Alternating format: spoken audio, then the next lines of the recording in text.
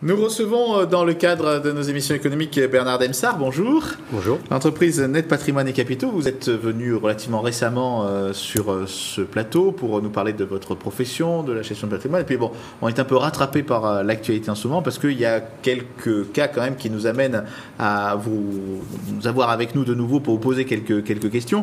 Dans la région, un certain nombre d'affaires défraient un peu la chronique, problème Apollonia, problème de celui qu'on a appelé maintenant le Madoff varois. C'est pas évident aujourd'hui de défendre la crédibilité des gens qui font la gestion de gestion de patrimoine. Qu'est-ce que vous pouvez dire aux personnes qui nous écoutent pour qu'ils ne puissent pas être attirés par des sirènes comme celles dont on vient de parler? Comment est-ce qu'on sait qu'on a affaire à un gestionnaire de patrimoine sérieux? Alors peut-être déjà, je vais répondre à votre question, mais je vais peut-être présenter le groupe pour déjà de suite nous distinguer et que les auditeurs, effectivement, ne fassent pas la différence entre ces sociétés et nous-mêmes. Nous, en fait, si vous voulez, on est vraiment spécialisé dans le conseil, donc ça c'est déjà un premier point et je reviendrai là-dessus, et dans l'accompagnement pour donner vie à un projet financier et patrimonial.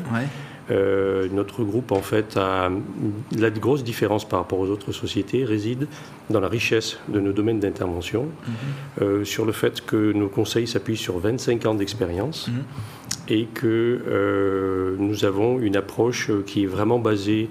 Par exemple, nous n'avons aucun produit en stock. Nous faisons du sur-mesure et tous nos conseils sont personnalisés. Donc vous ne vendez pas vos propres produits. Jamais. Mais moi, j'aurais très bien pu me laisser séduire par quelqu'un qui aurait tenu ce discours-là, comme vous le faites vous. Peut-être d'ailleurs que je parlais du Madoff varois, il a peut-être tenu ce genre de discours à ses clients.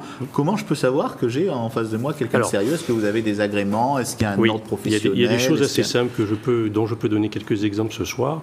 Et j'invite d'ailleurs, bien sûr, toutes les personnes à aller sur notre site, puisque dessus, on a mis un certain nombre de règles simples que tout Français doit connaître et peut mettre en pratique. Le site, j'en profite, c'est netpatrimoinecapitaux.fr. Et il y a un certain nombre de règles, je peux en citer quelques-unes si vous le souhaitez. Déjà, lorsque effectivement vous êtes face à un conseiller, qu'il représente une grande société ou pas, qu'il soit à l'aise, qu'il vous ait été présenté par un ami que vous connaissiez ou pas, je crois qu'il y a un certain nombre de précautions à prendre.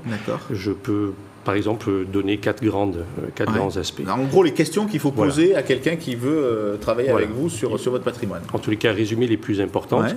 Le premier concernant le conseiller que vous avez en face de vous. Déjà, la personne elle-même. Demandez-lui une carte de visite. Je suis étonné de voir.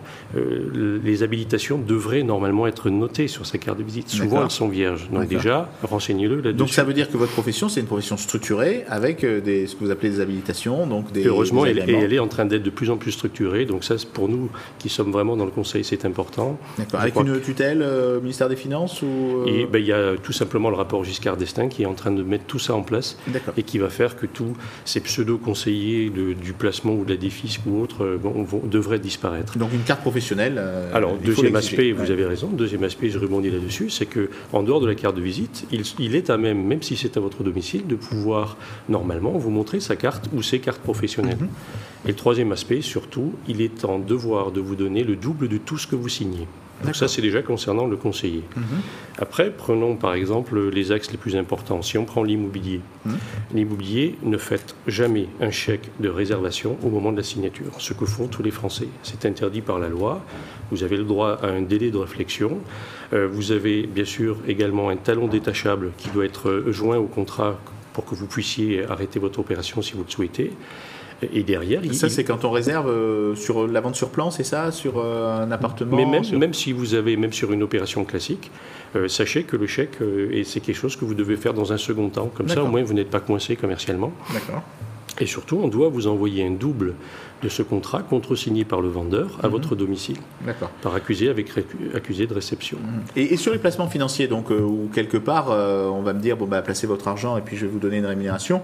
Et on sait très bien qu'un certain nombre de systèmes fonctionnent parce que finalement la rémunération est versée pendant quelques mois, mais en gros sur le capital des personnes qui, comme vous, ont versé des sommes. Vous faisiez effectivement référence au Madoff de la région PACA. Là aussi, je peux donner 2-3 tuyaux simples. Les plus complets seront sur le site, mais en tous les cas, on peut en citer 2 ou 3. Le premier, ne faites jamais de chèque au nom d'une personne, ce fameux conseiller, ou d'une société intermédiaire.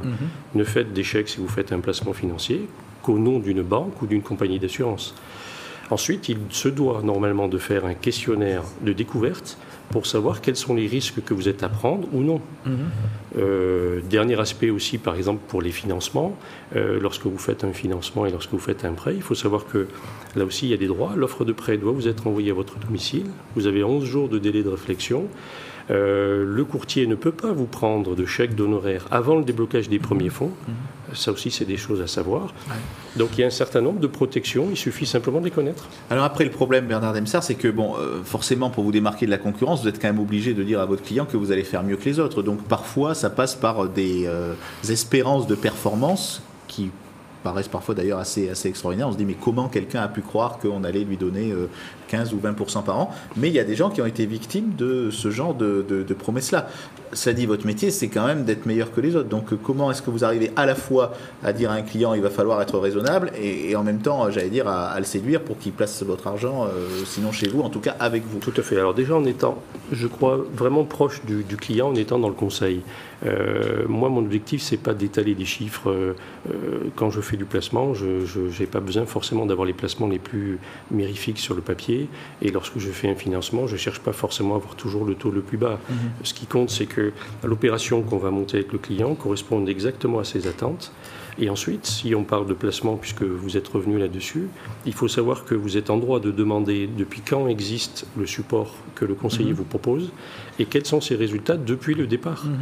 Donc peut-être qu'il faut favoriser des produits qui ont 10, 15 ans, 20 ans d'existence sur lesquels vous avez beaucoup de recul, plutôt que de prendre des produits qui ont 6 mois d'existence et où on ne connaît pas réellement la force des gestionnaires derrière. On est dans un pays qui a besoin de beaucoup d'argent, mais un pays qui a aussi beaucoup d'épargne. Est-ce qu'on ne pourrait pas essayer de mobiliser un petit peu cette épargne pour la consommation, éviter que les gens se constituent des bas de laine, alors qu'apparemment, on a tous besoin que la croissance reparte et donc que le principal moteur de la croissance, la consommation, soit ouvert. Pourquoi est-ce qu'on n'arrive pas à sortir un peu cette épargne pour la consommation? Peut-être parce qu'en fait, trop de messages passent dans tous les supports pour dire qu'effectivement, on est en crise et les gens retiennent que ça. J'en profite peut-être pour passer une autre vision de l'avenir. Bien sûr, on est en crise, c'est évident, mais sincèrement, je ne suis pas inquiet du tout pour la situation, par exemple, européenne. On est sur un schéma où actuellement les autres pays, qui soient émergents, que ce soit la Chine, les États-Unis ou même l'Allemagne qui est à l'intérieur de l'Europe, ont besoin d'une Europe forte. Donc l'Europe va s'en sortir, c'est une évidence. Soit on y arrive seul, soit on aura des aides de ces pays-là. Et dans cette Europe forte, la France va s'en sortir aussi. Je crois qu'effectivement, il faut appeler les Français à investir à nouveau. Un des effets de levier qui permettent, par exemple, de relancer l'économie, c'est l'immobilier. Parce que quand vous faites des opérations dans la pierre, vous relancez l'économie, vous faites tourner le chômage, vous faites rentrer également de l'argent dans les caisses de l'État à travers les taxes foncières, à travers les impôts de la société des promoteurs. Et en même temps, vous permettez, puisque ce n'est pas que l'abbé Pierre qui le dit, je le dis aussi, on manque d'appartements en France. Donc il faut réinvestir dans la pierre pour permettre à d'autres personnes de se loger.